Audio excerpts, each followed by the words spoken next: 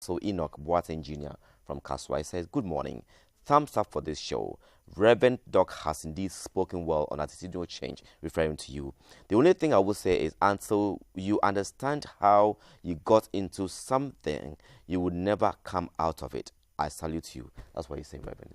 But the first one, that's fine. The first one who is saying that Ghana is becoming a nation of the privileged. That's right. That's right. It says this is a country where only the privileged few. Yes, that's right. That's the point I'm making. That's right. It's becoming an issue in the church. That's right. That those who are privileged to be in the urban centers, now if you are not lucky to be in the rural areas, the zeal and enthusiasm and the fire and the prayer and the billboards in Accra, in Kumasi, I ran around. I drove from wherever to Accra last night just because of this program. And it's like we cut people off. So we must admit that we have leadership deficiency, and it's spread. It's in government. Everywhere. Now, we must respond to that. All the things we are talking about, you find leadership deficiency, intolerance. Look at the political parties. Yes. You see? And we must, even in families, when you have spousal killings, that a husband who is supposed to be a leader to take care of the wife and the children and the unborn can now take a knife, a gun, and kill your wife. You, as a husband, as a leader, you have a deficiency. You have failed to love your own. Reverend, we know that the state and the church are supposed to work together, actually. But to this extent, how do we interface the role of the church and the state for, a better Ghana, not a better Ghana, a political better Ghana, actually, but going forward, a better Ghana, I should say, with regards to the attitudinal change, because now we have leaders in religious bodies who are very powerful now, yet you see a little of what they do to support the government, especially when government goes wrong. I shudder to talk about it, but it's happening. How do we marry these two together, plus other, auxiliary groups that are trying to get us go? See, this country, and I say this to all the various political parties, they better consider all the religious bodies, especially the churches, as their major partners in development. Fantastic. Seriously, somebody must, maybe in a cabinet meeting, that this group of people we call churches, Muslims in this country, they are our key, our major. Let me tell you. Now, the churches together, the churches in this country together, control 40% of health delivery in Ghana. This is something many people don't do. And sometimes some of the politicians behave as if either they don't know, because, in fact, let's say there's a lot of immaturity in politics at the moment. Some of them are so ignorant. Oh, yes. And they want to behave. In fact, you can say it. You were either a classroom teacher somewhere. You've only been lucky. You won election to become MP, or you've been the district chief executive. And you think you're 6 months in politics. You know everything. All the others should be quiet. They are all, and that was established by the office that I ran. We 40%? Call them Christian Health Association of Ghana. Let the Minister of Health come out on what I've said. That Christians in this country, 40% of all hospitals and clinics in this country belong to the churches put together. Roman Catholic Church, Presbyterian Church, Methodist Church, Anglican Church, YP Church, Salvation Baptist. 40%? SDA. They control 40% of all hospitals and clinics in Ghana. Let them shout the 40%, and you see what will happen in this country. Almost all the best second cycle institutions in this country belong to the churches. Start from Prempeh College, Presec, Wesley Girls, Mfansepem. You want to mention yours? You mention yours also. Abri Girls. Mention all of them. St. Louis. The training colleges. Wesley Girls. Ekropo. All of them belong to churches. Now, is it not amazing that Pastor Mensah Otabil alone can dream and mobilize resources to establish Central University? He had not picked a loan from anybody that Ghana will pay. If government want to establish university, they have to go out and look for loan. Now look at church universities in this country. And they are not burdened on the future of Ghana. They don't take loan from anywhere. Look at the church hospitals. Anytime government want to establish a hospital clinic, they go for loan that so many years to come, our children will pay. The churches develop schools, hospitals, universities, and all that. Go to the labor front. If I tell you how many people that the churches and Muslims have offered them employment in church offices, church schools, church, you'll be amazed. Hospitals. If they have decided to join Employers Association in Ghana, there will be a mighty force. So sometimes when you hear politicians saying that the churches must take their Bible and give governance to them, say, do you understand what you are talking about? Are you familiar with your context? They don't understand. Now, let's go into banking. Call all the bank. Talk to EcoBank, Ghana Commercial Bank, Barclays. Monday morning, amount of money that the inflows they get from the churches. Yes. Banking industry, some banks will drop their growth graph, will decline if the churches. You're right. You see? So even banking institution, the inflows from the churches. Let somebody research into what I'm talking about this morning. Call the banks and their corporate managers and all that, and let them tell you how much money they receive from churches that survive even banking in this country. So I would have wished that seriously our government, not only the current, but all of them will see religious bodies, not only Christians, Muslims and others, as key strategic partners in development. And they stop the insult, and the young people, they buy credit and mobile phone, and as soon as, some of them have been in leadership politics how many years? Some of these people have done this straight from school. They have studied. They know what they are talking about. They are managing. If we have pastors, bishop, if you get Dr. Mensah Otabe, many more universities managing Central University, and you are talking about education in Ghana, and you say because he carry a title pastor, he should shut up. What are you talking about? And you, even that deputy minister, whoever, what's your track record? That's right. Where are you coming from?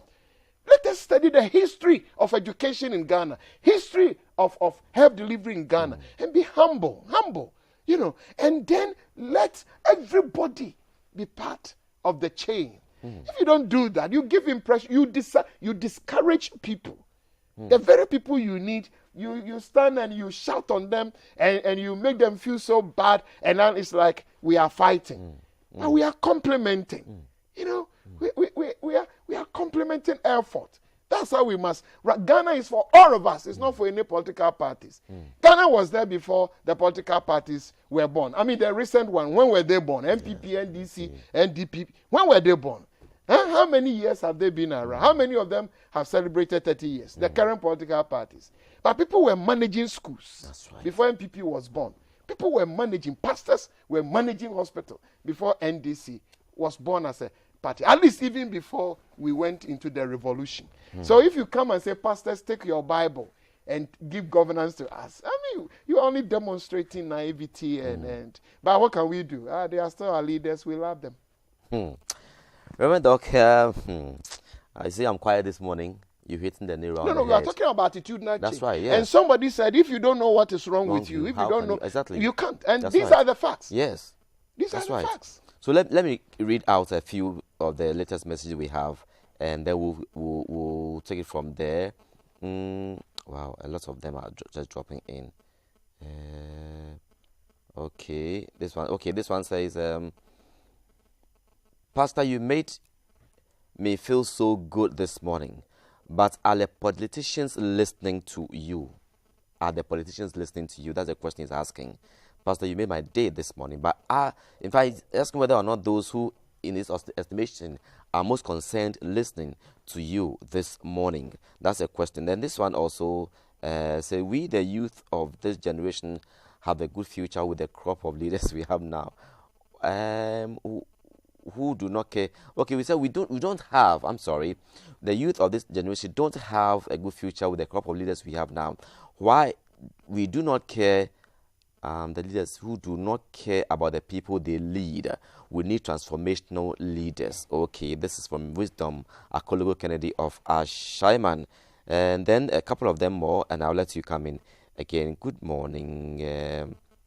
Say, Good morning, my wonderful panelists. I salute the man of God. In fact, he has made my day. This is some of the pastors we need in Ghana. The name was not given though. And this also, don't you think, right?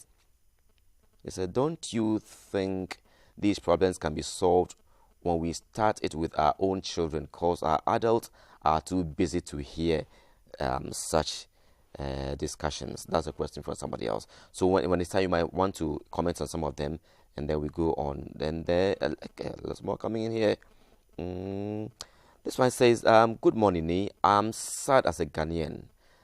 Forests, rivers, and being totally destroyed, and the whole environment, political landscape, everything being destroyed. This is This is from Seth from Takoradi. Even the church. Okay, this is a pastor.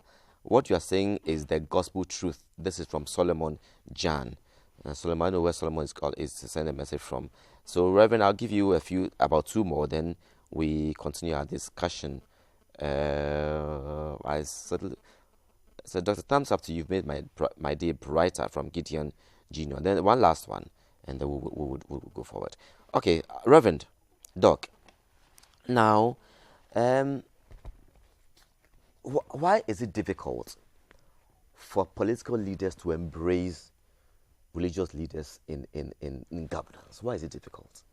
Okay, but I wish we don't reduce even this. Yeah. Because the issue, we must still stay focused. We're talking about attitudinal change. That's right. And to me, it's not an issue even for only politicians, issue for religion. Okay. It's for all of us. Okay. Children who are writing exams and who write all manner of things and bring foreign materials to examination room. Yeah. All of us, the insult on our road. Recently, a woman nearly had stroke. And they rushed her to hospital. And the doctor said, "You've not been taking your drug." Said, "This morning, doc, I've taken everything." He called for the drugs. And they were fake drugs. Even though very expensive. Very, very expensive. And this is a highly educated person and all that, who bought drugs and religiously taking the drugs. She wouldn't know whether it's fake drugs or now in original. Our pharmacy shops. And somebody must know that now Ghanaian market is flooded with fake drugs. And it's difficult to know because the fake ones, in terms of price, fake one and the genuine one, the price are the same. Exactly. That's what they're doing now. Who should know and save Ghanaians from these fake drugs in our market?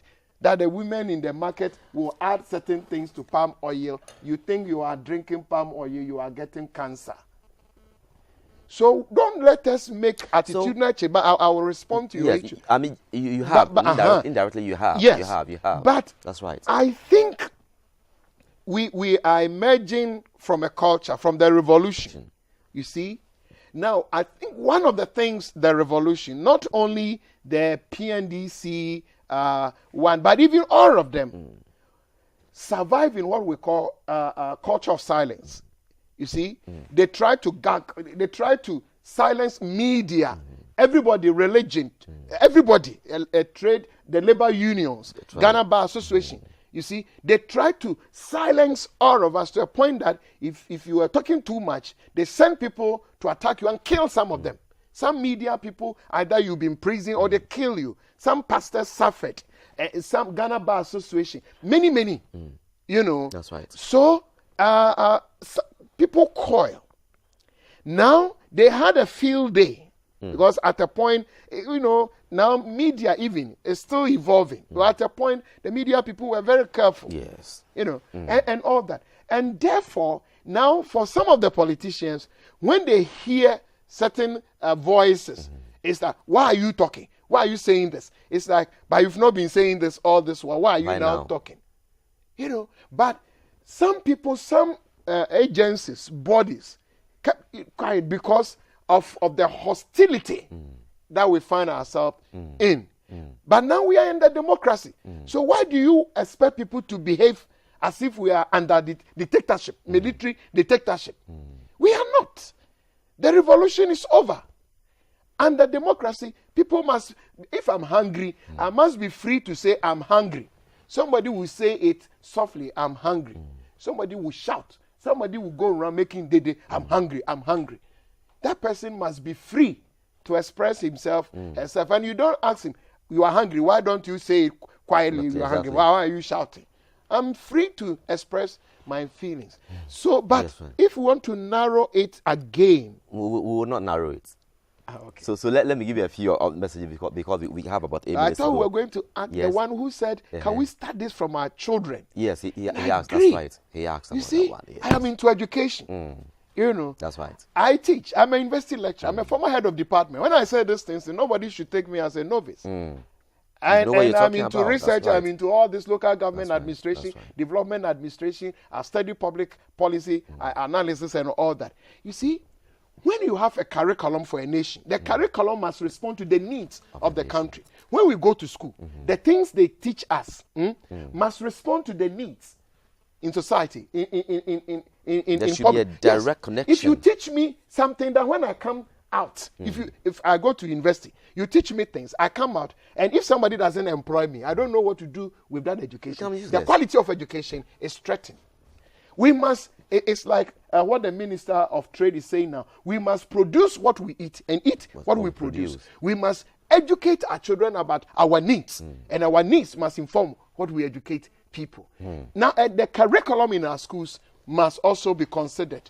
That Okay. issues that we think bordered on patriotism, That's the right. things we need, must find their way into what we do in academic institutions. I agree with that person. That'll be for a big platform, Doc. This one said, God bless you, Pastor. God bless you, GTV. I wish this discussion were played on all radio stations in the country in local languages. But you must add that most of the good nuts found in public institutions are either trainees of religious or religious institutions.